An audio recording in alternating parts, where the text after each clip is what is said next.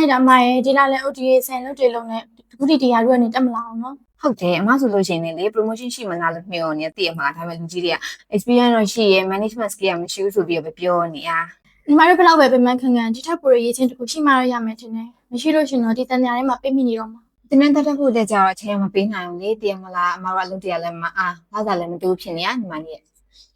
မာလီတို့ပြောတာကြားလိုက်လို့လေအမလည်းလွန်ခဲ့တဲ့နှစ်ကညီမလေးတို့လိုပဲပြိတ်မိနေခဲ့တာ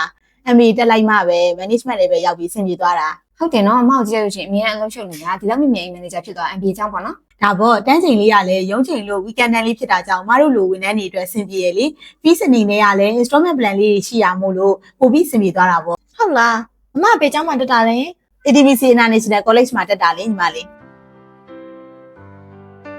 ငါတို့ဘလောက်ပဲကြိုးစားရက်လက်ကထားပဲနော်ငါတို့တက်ဖို့တိုးတက်ဖို့လမ်းမြင်တော့ပါဘူးဟဲ့ဟုတ်တယ်ဟာငါလည်းကျောင်းဝတက်ဖို့လုံးဝအဆင်ပြေဘူး Begin your future with ATBC.